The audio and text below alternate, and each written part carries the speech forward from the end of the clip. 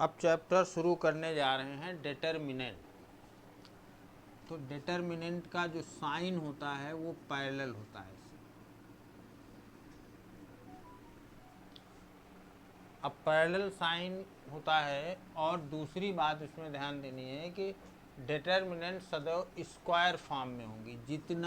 जितनी रो होंगे उतने ही column, A1 A2 B1 B2, ये डिटर्मिनेंट है।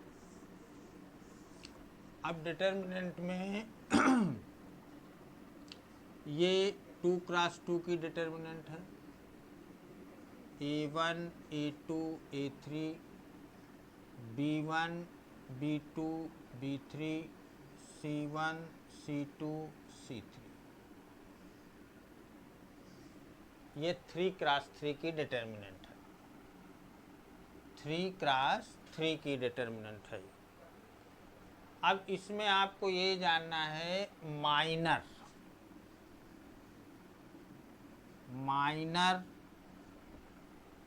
अगर हम माइनर देखें तो फर्स्ट एलिमेंट का जो माइनर है, minor of A1 is equal to, अगर हम A1 का माइनर ले रहे हैं तो A1 की रो और A1 का कॉलम को हम छिपा लेंगे, बाकी जो बचेगा ये इसका माइनर होगा। इसको हम M11 भी लिखेंगे, यानी कि पहली रो और पहले कॉलम का माइनर है। M12 minor of A2। Minor of A2 क्या होगा? A2 का ले रहे हैं तो इससे रिलेटेड रो और इससे रिलेटेड कॉलम को हम छिपा लेंगे, और जो बचेगा वो आपका माइनर हो जाएगा। अब इसके बाद आता है cofactor. Cofactor of A11, cofactor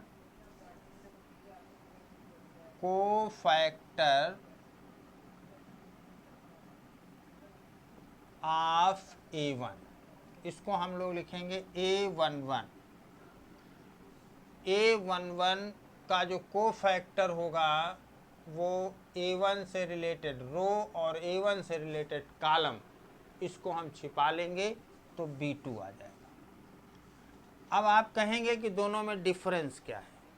दोनों में डिफरेंस ये है कि इसके साथ में -1 की पावर C+R होता है, यानी -1 की पावर पहली रो पहला कॉलम, 1 + 1 B2, यानी ये हो गया B2।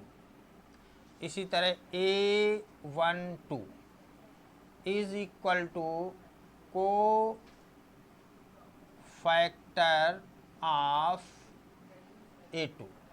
Cofactor of A2 is -1 की पावर 1 + 2, 1 + 2, और तो हम A2 ये छिपा लेंगे B1 आ जाएगा, और ये -1 की पावर 3 B2 हो जाएगा, और ये -B2 हो जाएगा।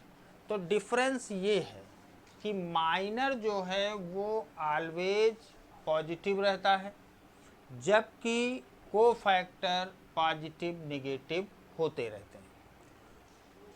तो ये तो रहा कि हम किन्हीं, अगर 2x2 की मैट्रिक्स है तो उसमें हम निकाल सकते हैं माइनर और कोफैक्टर। अब B1 का क्या हो जाएगा? ये ख़त्म हो जाएगा, ये ख़त्म हो जाएगा, A2 हो जाएगा। B2 का माइनर क्या हो जाएगा? ये ख़त्म हो जाएगा, ये ख़त्म हो जाएगा, A1 हो जाएगा। इसी तरह से B1 का जो कोफैक्टर होगा ये ख़त्म हो जाएगा, ये ख़त्म हो जाएगा, ये नेगेटिव आ जाएगा -A2, और B2 का ये ख़त्म होगा और ये ख़त्म होगा, A1 पॉजिटिव आ जाएगा।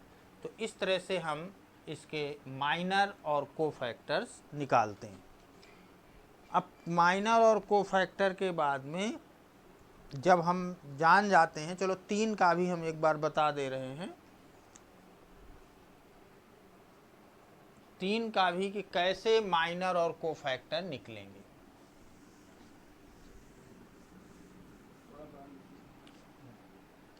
माइनर और कोफैक्टर 3x3 की अगर डिटर्मिनेंट है तो कैसे लिखेंगे, यानी हम M11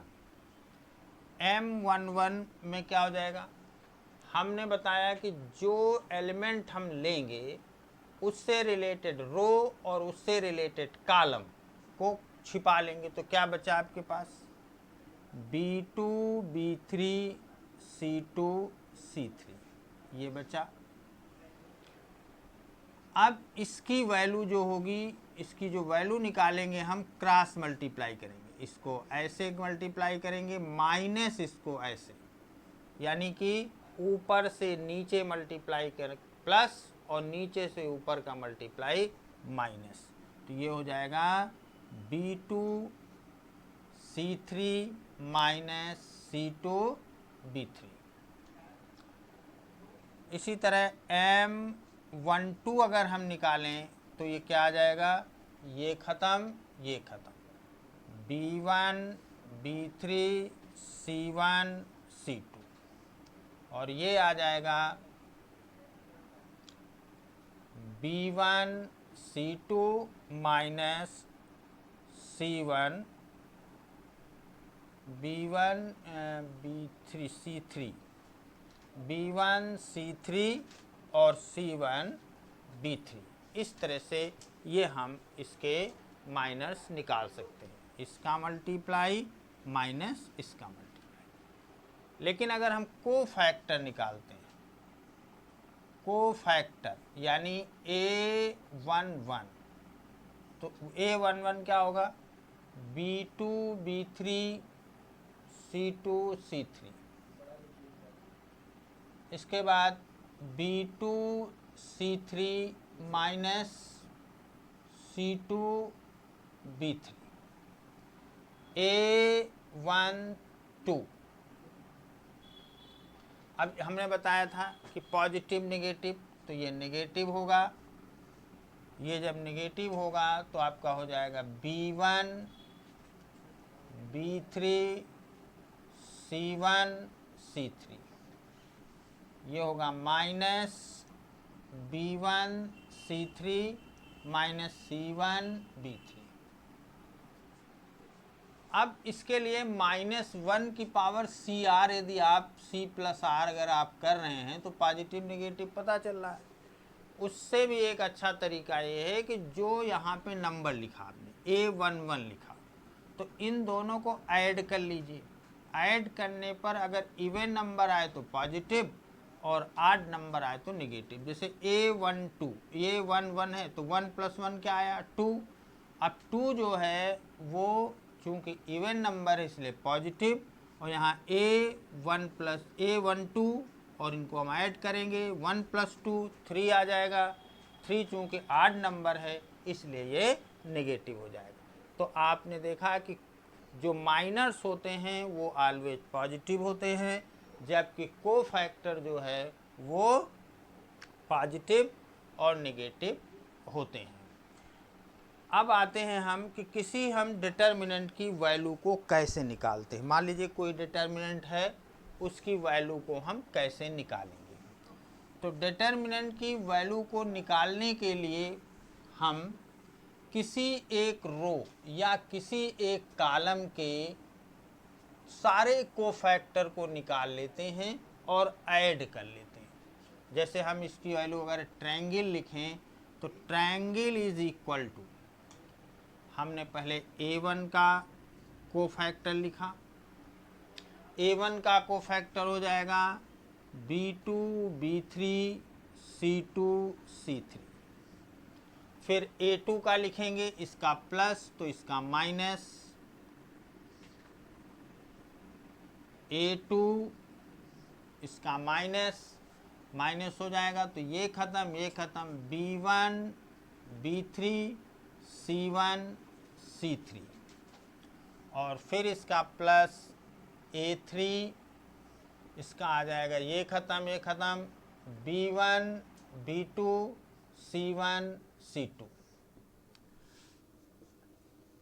A1 इसका मल्टीप्लाई माइनस इसका मल्टीप्लाई, तो ये हो जाएगा B2 C3 minus C2 B3 minus A2 B1 C3 minus C1 B3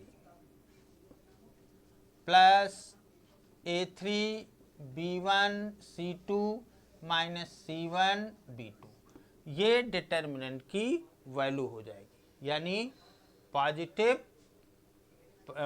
positive आपका हो जाएगा, ये नेगेटिव हो जाएगा, पॉजिटिव हो जाएगा। इसको सॉल्व कर लेंगे, सॉल्व करने के बाद जो वैल्यू आएगी वही इसकी वैल्यू होगी।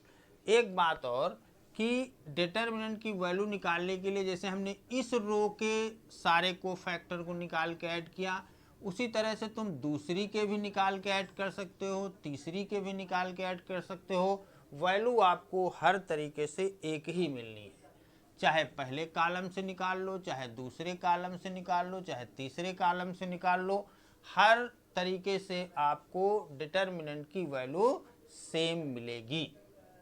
तो इस तरह से डिटर्मिनेंट की वैल्यू कैसे निकलती है आपको पता चल गया। अब अगर इसमें से क्वेश्चन हैं तो हम पहले एक एक्सरसाइज के क्वेश्चन आपको बता देते हैं, नहीं तो सीधे आपको प्रॉपर्टी में लिए चलते हैं।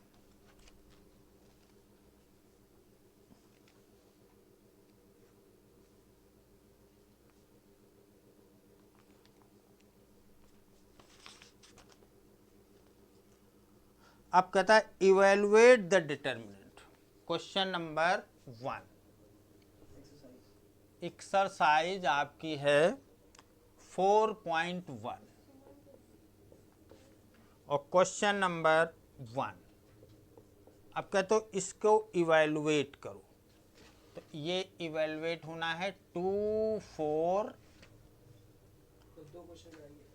-5 एंड -1। अब इसका मल्टीप्लाई इससे माइनस इसका मल्टीप्लाई इंटू, तो 2 इंटू -1 माइनस -5 इंटू 4, यानी -2 प्लस 20 इट इज 18। ये इसका आंसर आ गया। अब क्वेश्चन नंबर 3। क्वेश्चन नंबर 3 है if A is equal to 1 2 4 2,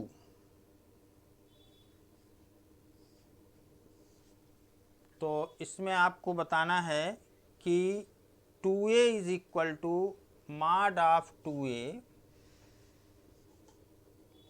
is equal to 4 mod of A। Mod determinant 2A, 2A की वैल्यू मैंने रख दिया। A की वैल्यू रखने के बाद चूंकि मैट्रिक्स में हर एलिमेंट से मल्टीप्लाई होता है, इसलिए मैंने हर एलिमेंट से मल्टीप्लाई कर दिया। 2 इंटू 1 2 इंटू 4 2 इंटू 4 8, ये आपका आ गया।